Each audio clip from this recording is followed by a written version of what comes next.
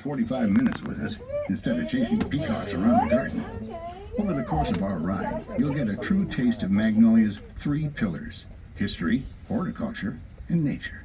That means we'll wander through a wildlife refuge that used to be a rice field. We'll meet plants and animals who were here long before social media. And we'll share the stories of how this land has changed over the centuries, sometimes for beauty, sometimes out of necessity, and often at great human cost. Before we set off, a quick safety refresher. Please stay seated for the entire ride. Think of it as your excuse to relax guilt-free. Keep your hands, feet, and belongings inside the train. And finally, please supervise children. If you didn't bring any, please don't borrow your neighbors. All right, let's begin our ride through time and place. To understand Magnolia, we have to rewind to the 1600s. In 1663, King Charles II rewarded a group of his favorites by granting them a massive stretch of land he called Carolina. Imagine getting a whole colony as a thank you gift. Makes a Starbucks card look a little cheap, doesn't it? By 1670, the first British settlers arrived and built a town downstream at Albemarle Point, what we now call Charlestown Landing. Just 7 years later, in 1677, the land you're on today was granted to Maurice Matthews, the colony's surveyor general. His 402 acres along the Ashley River would eventually become Magnolia Plantation. A few years later, Stephen Fox purchased the property. Over time, those original acres ballooned to nearly 2,000 by the dawn of the Civil War. That expansion was possible thanks to the colonial land grant system. The biggest prizes were King's grants, like Matthews received. Vast tracts handed out to aristocrats or royal favorites. But most colonists worked through head rights. Here's how it worked. For every person you brought to the colony, you got more land. Wife, 50 acres. Child, 50 acres. Indentured servant, 50 acres. Enslaved African, also 50 acres. Human lives reduced to acreage tallies, a system that encouraged settlement, but also accelerated the horrors of the transatlantic slave trade. This land, however, wasn't instantly useful. Imagine standing in a swamp full of cypress trees, mosquitoes, and snakes, trying to figure out what to do with it. Early colonists tested a little bit of everything: fruit trees, tobacco, cotton, corn, cattle. Nothing worked. And then, rice. Carolina gold. Suddenly, this swampy ground became some of the most profitable farmland in the world. And that crop, fueled by the forced labor of enslaved Africans, would shape this land and its people for centuries to come. Look to the left. What's now just a plain grassy field is about to get a serious glow-up. Soon it will become the Heritage Garden, one of Magnolia's newest additions. Here you'll discover how plants have shaped the Low Country's history. Crops like Carolina rice, indigo, Bradford watermelons, and Clemson's spineless okra may not sound like they'd be in the same storybook, but together they've all had a hand in shaping life here. Think of it as horticulture's version of a greatest hits album. Yesterday and today, side by side.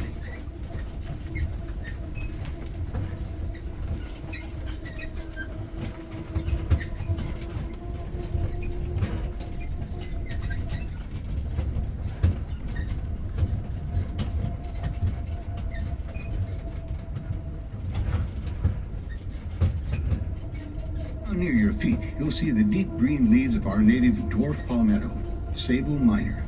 It rarely tops 6 feet tall, but don't let its size fool you. This palm is tough. It's just as happy sitting in a swamp as it is in dry soil when the rain forgets to show up. Its seeds on long stalks are like bird and squirrel candy, growing in mockingbirds, raccoons, and more. And speaking of birds, one regular never leaves, the wood duck. It's Magnolia's only year-round resident duck. The duck that never needs a vacation. To give them a helping hand, we've placed artificial nest boxes all across the property. If you glance to your left, you might even spot a few. These cozy little duck apartments make Magnolia one of the best spots in the Low Country to see wood ducks up close. Now we move into one of the most important parts of Magnolia's story, rice cultivation. Before this became a wildlife refuge and an Instagram hotspot, it was a full-blown agricultural machine. Unlike the tidal rice fields you'll see further down the coastline, Magnolia started with inland rice cultivation. That meant the fields relied on carefully stored fresh water, not the push and pull of the tides. A difference of elevation of just 3 or 4 feet was enough to send water flowing from a reservoir into the rice fields and drain it back out again. 3 feet doesn't sound like much until you remember that the low country is about as flat as a pancake. Here, 3 feet can be the difference between a swamp and a successful harvest. The work to make this possible was grueling. Enslaved men and women built earthen dikes by hand and cleared massive cypress and tupelo trees with nothing but muscle and tools. If you look closely, you can still see the results. Areas that were once cleared for rice now have smaller, younger trees compared to untouched stands like Big Cypress Lake near the Magnolia house. Today, those old rice fields are critical wildlife habitats. The islands you're seeing in Ravenswood Lake and the Audubon Swamp Garden are rookeries, bird nurseries in the sky. Great blue herons, snowy egrets, night herons, and anhingas all take turns raising their chick.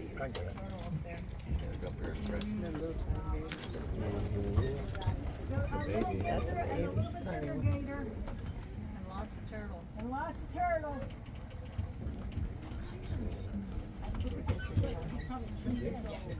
They grow about a foot a year for their first 5 years. So he's probably about 10 years old. They're only 5 to 7 inches when they're born.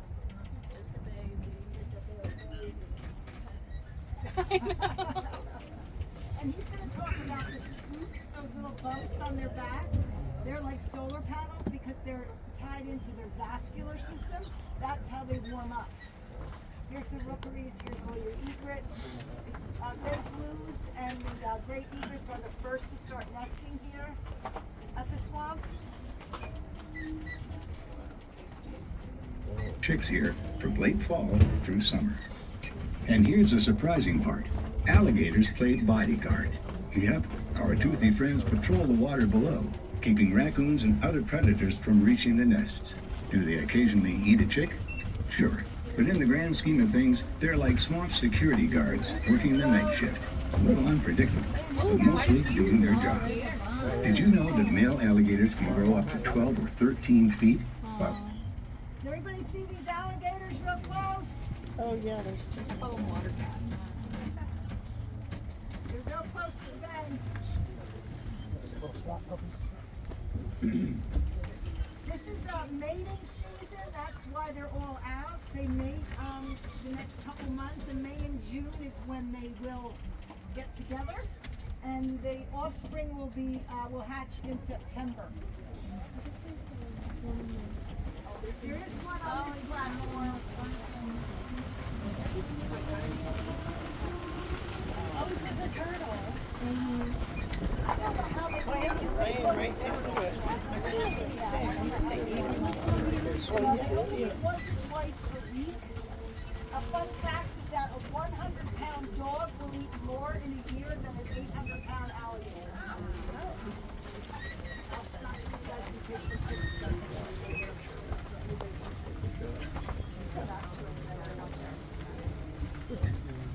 Oh, the great heron. Look at the big bird in the top of the tree. There's an egret. Look, that one looks like a Great pelican. blue heron on the nest. Or a heron. Now, because he claims that nest every year, he or she, their own great blues are the first to nest, and that is where the first nest that they play, right there. It looks like an egret is trying to buy. Yeah. But he's been there for weeks. She is. Almost every other tour I've done it will come out and it just kind of like is laying low in the nest. And you have to say, look for the orange feet, because they can't see it. while females max out around 9 feet, they can also live about 50 years in the wild. And those ridges along their backs, they're called scoots, and they work like solar panels, soaking up heat from the sun. The wetlands around us are managed differently to support different kinds of wildlife. To your left is Ravenswood Lake, which stays permanently flooded. To your right is Ravenswood Field, a seasonal wetland we manage to encourage plant growth and provide food for young birds just leaving the nest. Each wetland on Magnolia's property has its own personality, shaped by how we manage water and plants. So, as we continue to ride through this space, we'll be quiet, but keep your eyes peeled. You might spot a gator basking, turtles sunning themselves on a log, or a flash of white as an egret takes off. Those are ibis long, curved orange bill. Oh yeah. It landed up here, it goes straight here. Ones that were There's an alligator on the platform there. They were out like crazy this morning. I think they're all swimming now. But you can also get a good pic of him. There's a break in the bushes here.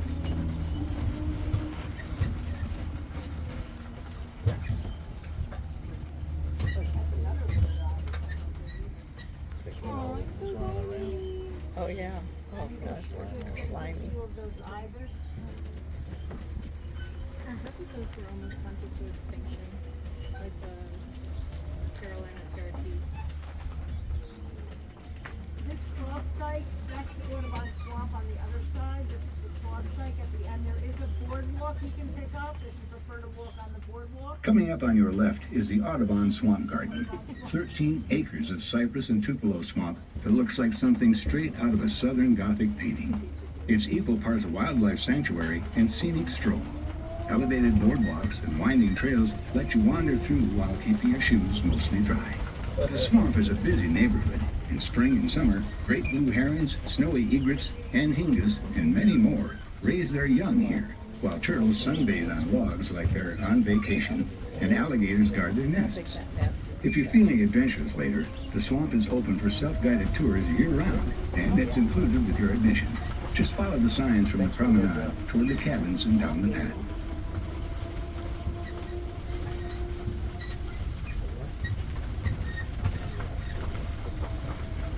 Oh yeah.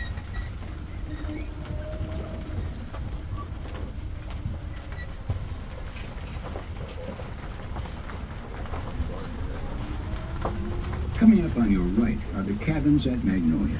These small wooden buildings date back to the 1850s and were built by the enslaved for the enslaved. After emancipation, they became housing for Magnolia's garden staff, and they remained homes until 1989 when Hurricane Hugo tore through Charleston. Today, the cabins have been carefully preserved and restored to represent different eras, from slavery through Reconstruction and into the 20th century. At the cabins, you can explore the stories of the people who lived and worked here, their resilience, their culture, their faith, and their contributions to Magnolia. These are not just historic structures, they are testaments to lives lived and legacies carried forward. When you step off this train at the end of the ride, you'll be a short walk from both the swamp garden and the cabins. Two very different experiences side by side. One, the quiet beauty of a cypress swamp. The other, the powerful human story preserved in humble wooden homes. Together, they remind us that Magnolia is more than a garden. It is a place where history and nature share the same ground.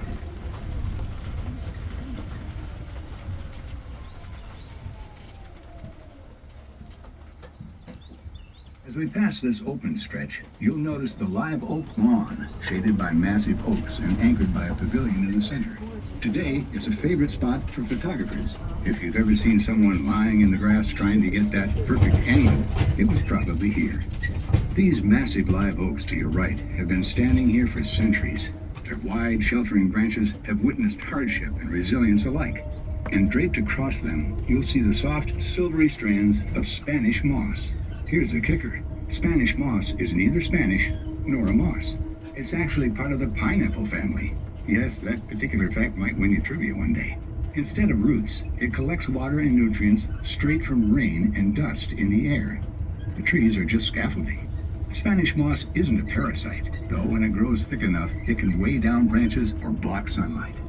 It turns out, Spanish moss is a busy little apartment complex. Birds like yellow-throated warblers and northern parulas use it to line their nests. Bats, seminole bats, and northern yellow bats roost inside its tanks. Even tiny insects find shelter in the fronds. So while Spanish moss might look like romantic decoration hanging from the branches, it's really a thriving ecosystem in its own right. Up to this point, all the water you've seen has been flowing into the ditch on your left. From here, that water makes its slow journey down to the Ashley River. The low country might look flat, but even the tiniest elevation changes are enough to keep water moving. Think of it as Mother Nature's plumbing system, subtle but effective. This is also a great place to meet one of Magnolia's key trees, the tupelo. At first glance, tupelos look a lot like bald cypress trees. Both have swollen bases to anchor them in soggy soils. The giveaway is that cypress trees grow knees, those little wooden stumps poking up out of the water, while tupelos do not. Their leaves also help with identification. Cypress have needle-like leaves, while tupelos sport broad oval leaves. In fall and winter, both trees lose their leaves, so it can get trickier. Here's a tip. Cypress branches usually run all the way up the trunk, while tupelos often carry their branches higher in the canopy. Coming up, you'll notice a row of palmetto trees in the median. If they look familiar, it's because they're one of the most recognizable plants in South Carolina. The cabbage palmetto, or sable palmetto, is our official state tree. You'll even find it proudly displayed on the South Carolina flag. Palmettos are survivors. In hurricane-force winds, these trees can bend almost in half, then spring back upright as if nothing happened. Their thick trunks and deeply buried buds make them remarkably tough, even close to fireproof. But here's the twist. They've got one major weakness. If the single growing bud at the very top of the crown is damaged, the entire tree dies. It's like having all your eggs in one very leafy basket. Palmettos aren't just tough. They're woven into the Low Country's culture. The youngest fronds are used in the centuries-old tradition of sweetgrass basket weaving, a craft brought to the Low Country by enslaved Africans and carried on by Gullah Geechee artisans to this day. It's one of those powerful examples of how nature and culture intertwine right here at Magnolia. The road you arrived on today is Highway 61, better known as Ashley River Road. Today, it's a paved highway with traffic lights and commuters, but its roots run much deeper. Long before colonists ever set foot here, this path was a Native American trading route that followed the natural curve of the Ashley River. When colonists arrived in the late 1600s, they adopted the route, and by 1690, it was officially recognized as a road serving the growing settlement of Charleston. As you drove here today, you may have noticed the graceful canopy of live oaks still lining the highway. That's no accident. In 1721, South Carolina passed one of the first tree protection laws in the country, specifically to safeguard those shade trees. Imagine that. Nearly 300 years ago, lawmakers already knew it was worth preserving the beauty of this road, which, for colonial legislators, might have been their one universally good idea. Fast forward to the 20th century. Charleston started to expand after World War II, and developers set their eyes on Ashley River Road. At one point, there were even plans to drop an interstate exit right nearby. Preservationists fought back and won. Thanks to their efforts, this stretch of Ashley River Road is now both a national and state scenic byway.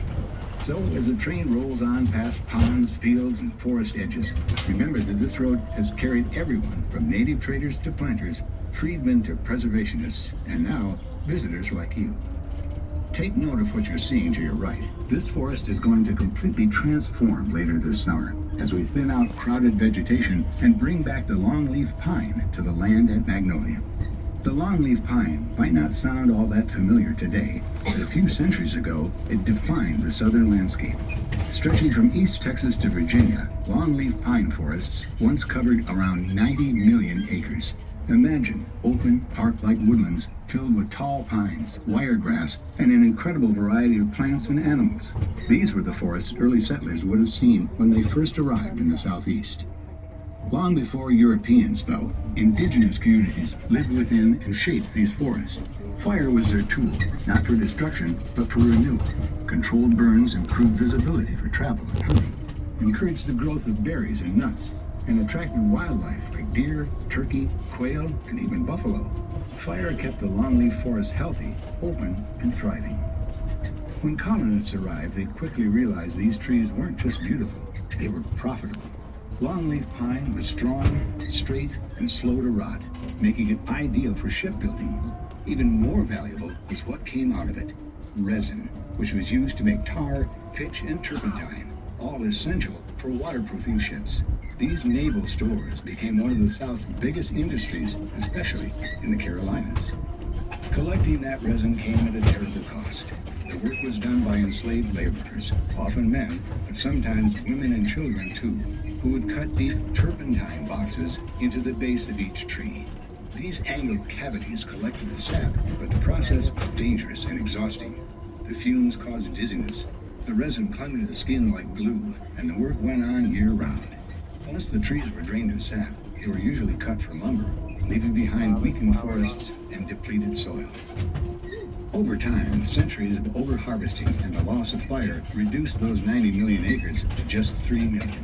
What had once been one of the richest ecosystems in North America nearly disappeared. Here at Magnolia, we're working to bring a piece of that landscape back. Through longleaf pine restoration, we're slowly transforming parts of the property into suitable habitat once again. It's a slow process. True to its name, the longleaf takes its time.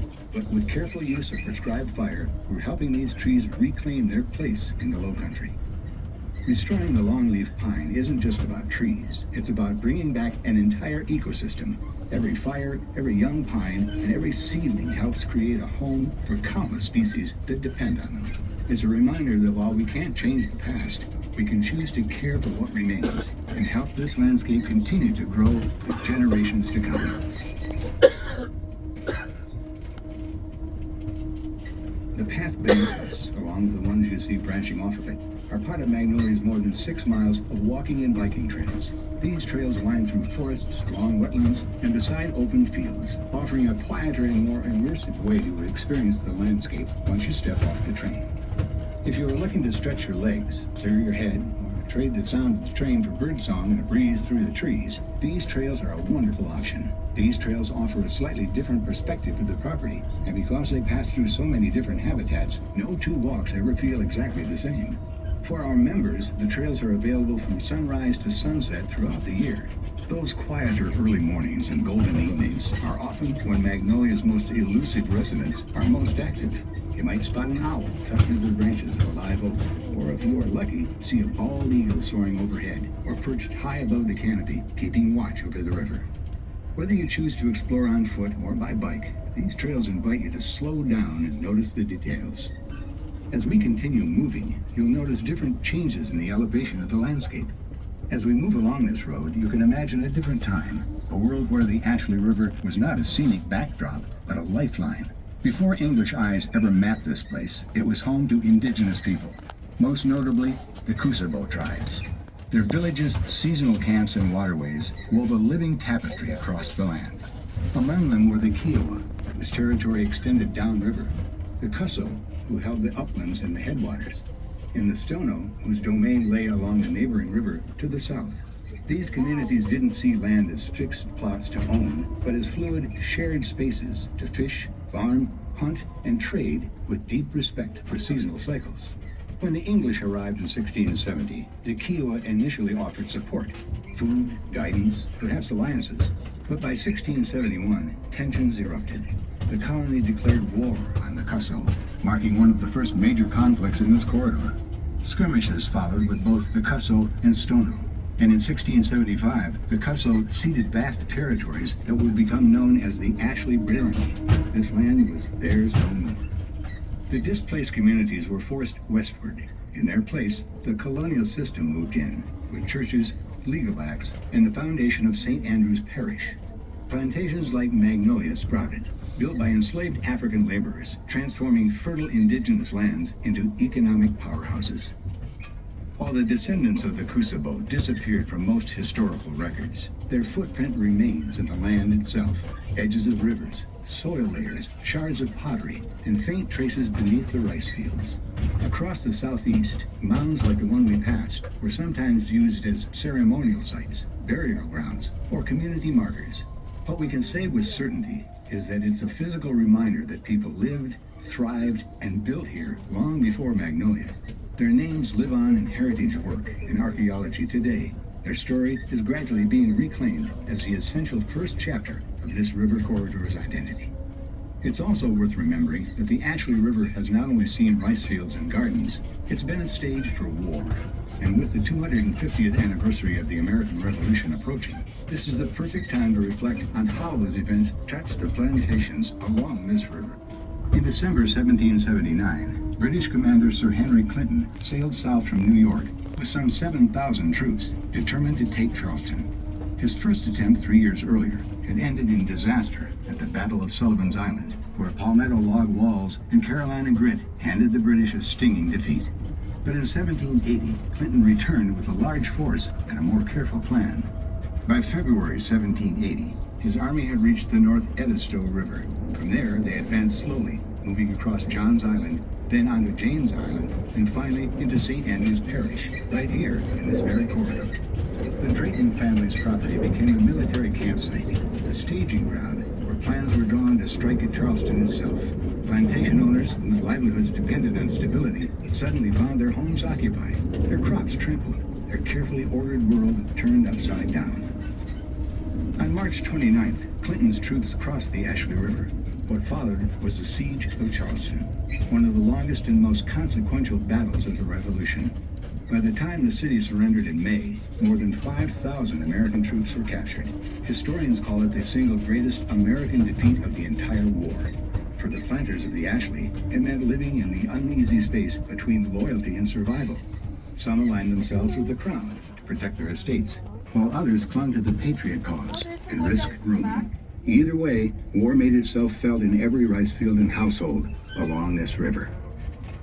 For plantation owners, these wars were more than distant battles. They were invasions into their own doorsteps, reminders that wealth and power could vanish almost overnight. And as we mark the semi-quincentennial of the Revolution, it's worth remembering how deeply those struggles rippled through the very ground beneath us.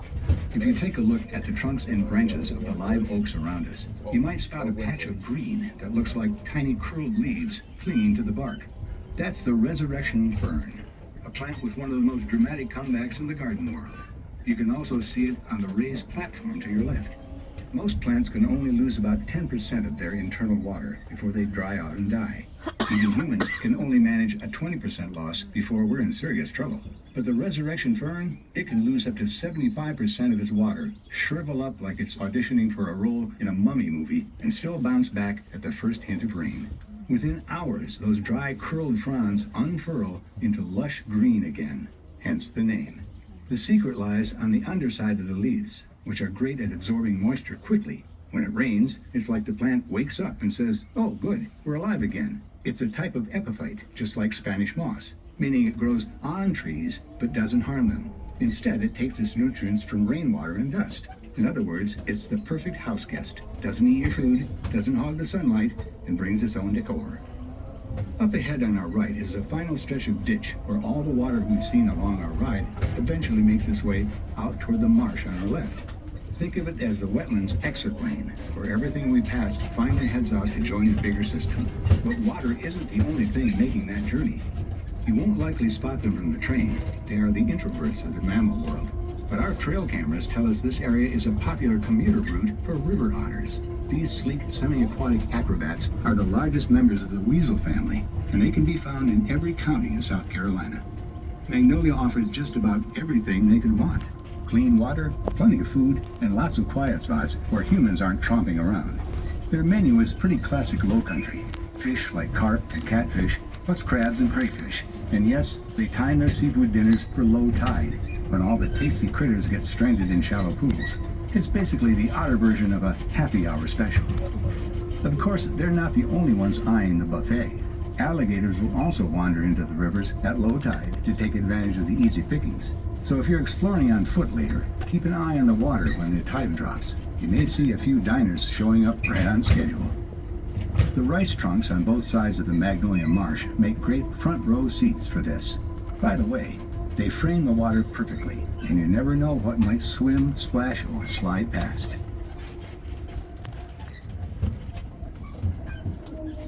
As you look low through the forest, you may notice a wall of plants.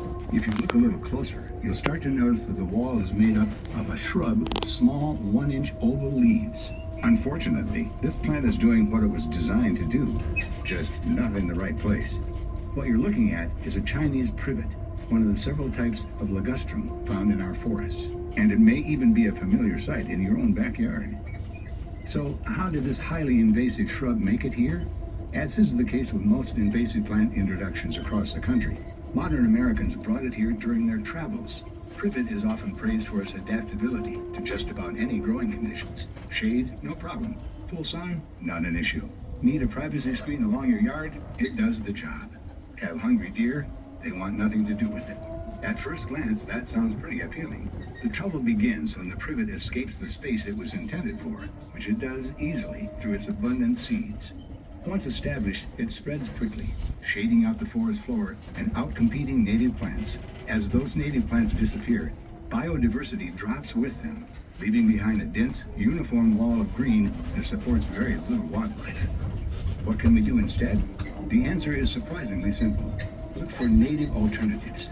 You can almost always find a native plant that does the exact same thing. In the case of Chinese privet, cherry laurel and inkberry make great alternatives in our area, serve with the same functions, and provide even more value to birds and pollinators. Projects like our longleaf restoration mentioned earlier are the perfect example of this mindset switch. First, we identify the invasive species, then we look at growing conditions of the space. Take note of the native species that are absent, and put a plan together to bring back the plants that will thrive. While there might not be that one do-all plant, creating a native palette allows us to fit multiple niches across the landscape and together create a resilient forest that can handle just about anything that is thrown at it. Just want to point out, folks, this is a redwood tree, something we never see on the East Coast. Is it California? It is a California redwood. Folks in the back of the train, it's a California redwood. Oh, good. It was a gift. What? Yeah. It was a gift. Oh, gift. Do you guys know how old it is? About 120 years old. I have one gifted to me, and I'm gonna plant it on my property in Ohio. Yeah, I have to wait 2.5 years for the right season. It doesn't just have to be on large swaths of land. All of this can occur in our own yards at home. By not fighting all of the cards we are dealt in our yards, we can save ourselves a lot of heartache by matching our growing conditions to a native plant that checks all of the boxes. The best part is those plants have all of the qualities to thrive in that space. Now, if we could just make ourselves not love them to death. I think we're all guilty of showering them with a little too much love, or maybe that's actually a little too much water. On your left, you will see the canal of the Magnolia Marsh. 100 acres of managed brackish wetland and the largest marsh on the property. It might look timeless, but this landscape is actually a bit of modern innovation. Unlike the historic rice fields we passed earlier, this marsh wasn't carved out for agriculture. It was created in the 1960s as a safe haven for migratory waterfowl. Basically, someone looked at the map and said, you know what the ducks could use? A little vacation spot. It worked. To this day, the marsh remains an important rest stop for thousands of migrating birds, from pintails and teal to the occasional snow goose. But it's not just for ducks. This wetland is managed to support all kinds of wildlife, including shorebirds like the least tern, whose numbers have been dropping in our area. We use a method called moist soil management, which sounds fancy, but really just means we raise and lower the water levels throughout the year to mimic nature's seasonal cycles. Think of it like an all-you-can-eat buffet that changes with the chef's mood. In spring, when we draw the water down, mud flats appear, perfect for tiny shorebirds that like to slurp up small invertebrates. Later, when the water returns, shallow pools attract fish and diving birds looking for a snack. By late summer, the marsh becomes a field of grasses and sedges, heavy with seed, exactly what migrating ducks need to fuel their long flights south. And when the plants bloom, the place practically hums with life as bees, butterflies, and other pollinators move in for their share. So, depending on the season, Magnolia Marsh can look completely different. One month, it's a glittering pond. The next, it's a green meadow alive with wings. We'll only get a quick peek from the train, but if you want to see it up close, you have a few options. You can hop on the wildlife boat tour to cruise the canals, or if you're feeling adventurous, take a walk on the dike trail that runs between the marsh and the Ashley River. And if you want the best view in the house, climb the wildlife observation tower. It's a bird watcher's dream, and you might even catch sight of one of those ducks enjoying their low country layover.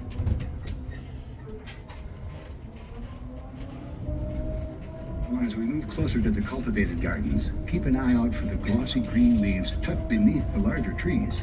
You're looking at one of Magnolia's treasures, its camellia collection. Magnolia is home to one of the most famous camellia collections in the world. There are two main types you'll see here. The Sasanqua camellia blooms first, from late September into January. These are evergreen shrubs or small trees with smaller leaves and delicate flowers. After a storm, you may see their petals scattered on the ground, creating what people often call a floral snowfall. The Japanese camellia follows, blooming from December through March. With larger leaves and big blossoms in shades of pink, red, and white, these are the showstoppers. They love filtered sunlight, so you'll find them thriving under the shelter of taller trees. Camellias were first imported to the United States in the late 1790s. At first, they were greenhouse plants, expensive novelties for the wealthy. But once southern planters discovered they thrived outdoors here, camellias became a craze across Charleston, Savannah, Mobile, and New Orleans. In Charleston, you could even buy them at King Street Nursery until 1862, when Union forces confiscated the shop during the Civil War. Here at Magnolia, we believe the very first camellias were planted in the mid-1840s, when the gardens were beginning to take shape. Most of the collection you see today, however, was planted in the 1870s, as Magnolia's reputation as a garden destination really began to grow after the Civil War. That legacy is still very much alive today, and our horticulture team continues to cultivate and plant camellias throughout the property. While you can find them all across the property, the highest concentration is in the picturesque garden. First glance, you might think our garden looks like nature simply doing its thing. Winding paths, sudden openings, ponds reflecting the sky. But don't be fooled. This garden is very much designed, just in a way that's meant to feel natural. The style comes from Britain in the mid-1700s, where an English educator named William Gilpin popularized the idea of the picturesque. He described it as that kind of beauty which is agreeable in a picture. In other words, gardens were meant to look like living paintings. That was part of the Romantic movement, a sharp contrast to the earlier Enlightenment gardens, which prized order, symmetry, and control. Instead of the rigid rows and geometric designs, the picturesque garden aimed for surprise, curving paths, sudden views, landscapes that felt dramatic, untamed, and emotional. Reverend John Grimke Drayton, who inherited Magnolia in 1836, embraced this style and reshaped the land you see here. That choice set Magnolia apart from other southern plantations, where the dominant fashion was still formal, symmetrical gardens meant to showcase wealth and control. Drayton instead created a painterly landscape designed to stir reflection and a sense of harmony with nature.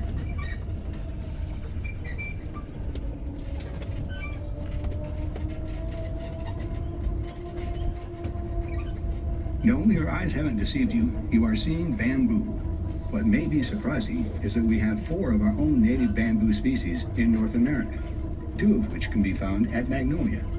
While the bamboo around the garden are Asian varieties, the ones found closest to us and in the low-lying areas of property are made up of our 2 species, the taller giant cane and the smaller switch cane.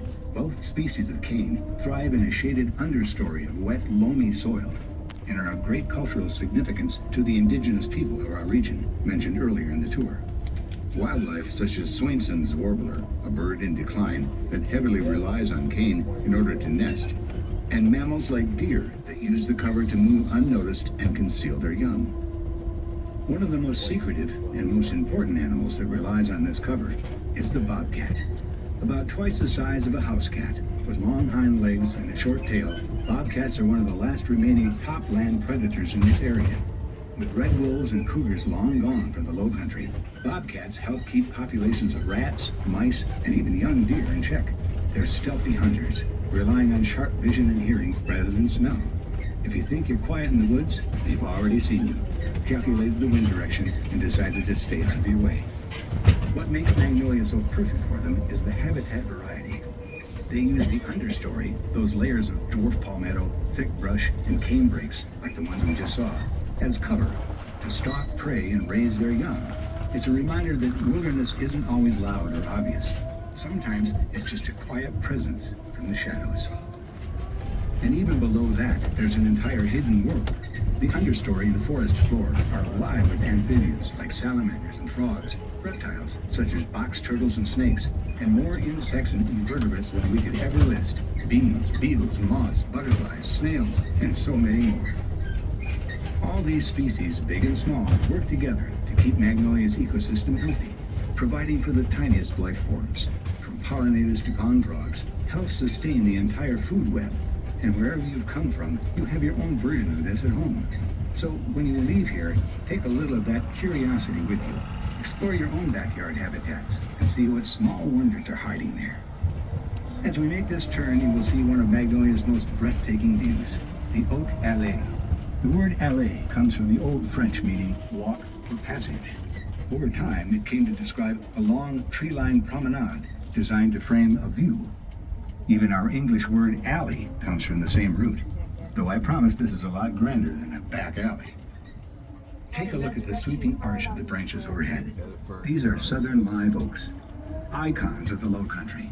They grow quickly at first, reaching most of their trunk size in about 70 years. But then they slow down and settle in for the long haul. Some can live for centuries. With deep taproots and wide root systems anchoring them, live oaks are built to withstand hurricane winds and salt spray.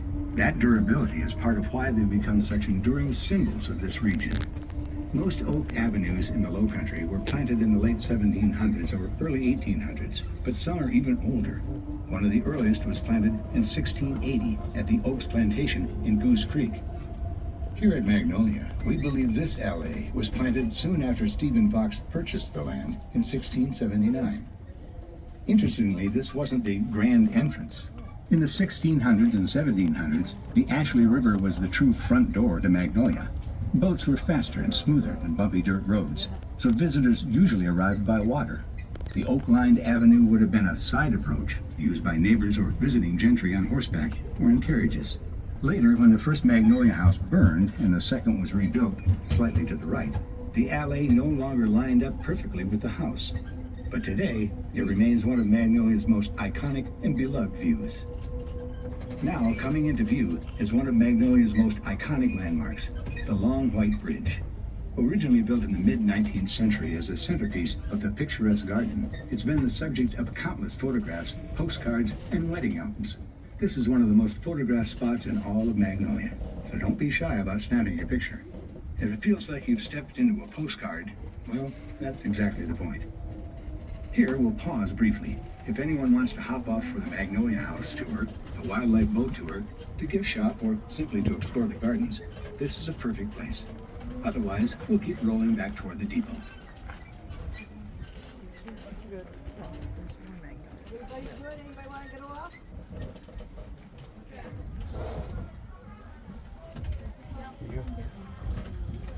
I got 20 minutes. Thank you. You got 20 minutes.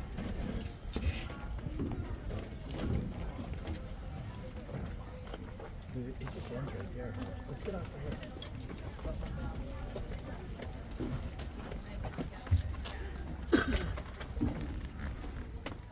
Have a great day. It ends right here, right? Pardon? We're almost over right here. Yeah, she's at the other end. All right, thank you. Yep. You're welcome. Thank you.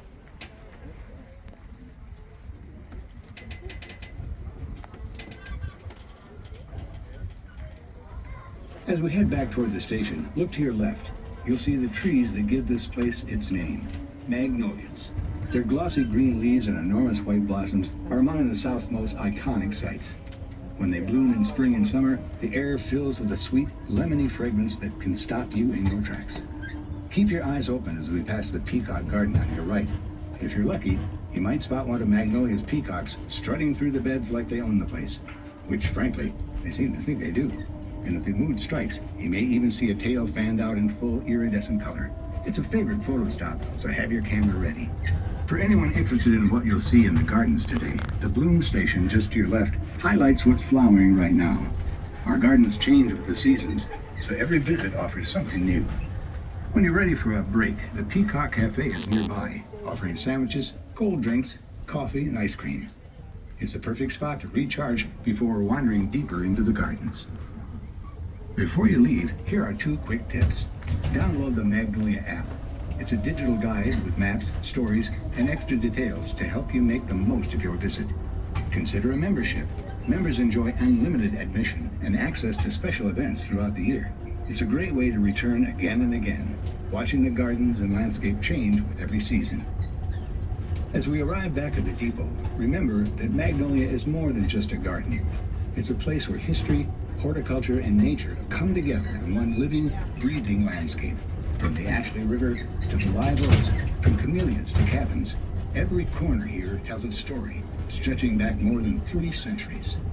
We hope you'll carry a piece of that story with you today, and maybe even come back to discover more of your own connection to Magnolia. Thanks for riding the nature train, and enjoy the rest of your visit.